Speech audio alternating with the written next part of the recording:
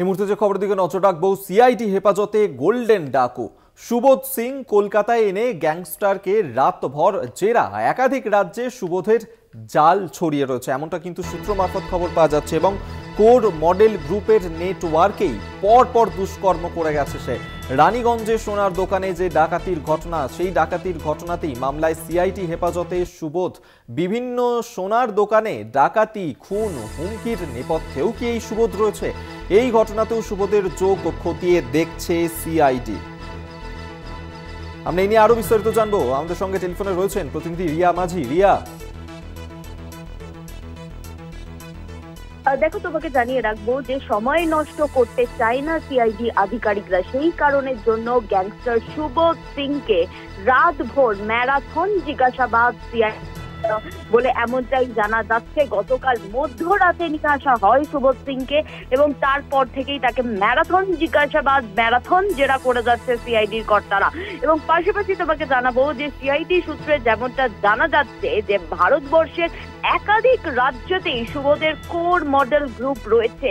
এই core model group অর্থাৎ যে একদম ঘনিষ্ঠ লোকজন নিয়ে একটা গ্রুপ তৈরি করা এবং সেই গ্রুপ বিভিন্ন জায়গার যে বিভিন্ন যে ঘটনাগুলো ঘটিয়ে চলেছিল সুবোধ, সেই সমস্ত কাজ এই কোর গ্রুপের লোকজনই করত বলে এমনটাই সিআইডি জানতে পেরেছে। এবং সেই কোর মডেল গ্রুপ কোন কোন রাজ্যে রয়েছে সেই বিষয়টাই কিন্তু এখন প্রধান লক্ষ্য তদন্তকারী আধিকারিকদের, তারা খুঁজে বার করার, সেটাই কিন্তু তাদের এখন প্রধান লক্ষ্য।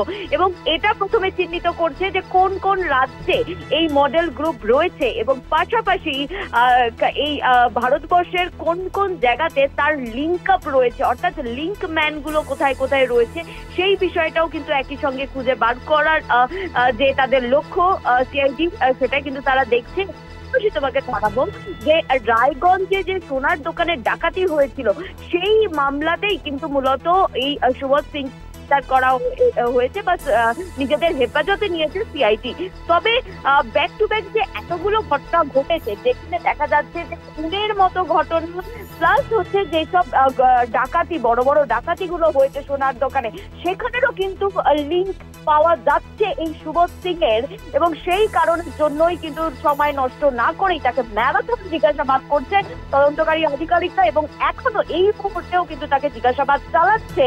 তবে তিনি কথাটা, অর্থাৎ সুবোধ সিং, যেটা আমরা আগেই দেখলাম যে যখন আসানসোল জেলে তাকে নিয়ে যাওয়া হচ্ছিল সেখানে দাঁড়িয়ে সিআইডি কর্তাদেরই পাল্টা হুমকি দিয়েছে এই সুবোধ সিং।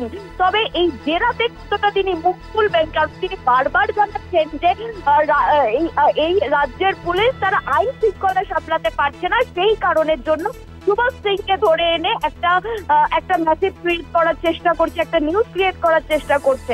এবং সেই জায়গায় দাঁড়িয়ে জেরাতে কতটা মুখ খুলবে সুবোধ সিং, সেটাই কিন্তু এখন দেখার। অবশ্যই আমাদের নজর থাকবে সেদিকে। আপাতত ধন্যবাদ রিয়া তোমায়। রিয়া মাঝি আমাদের সঙ্গে টেলিফোনে ছিলেন প্রতিনিধি।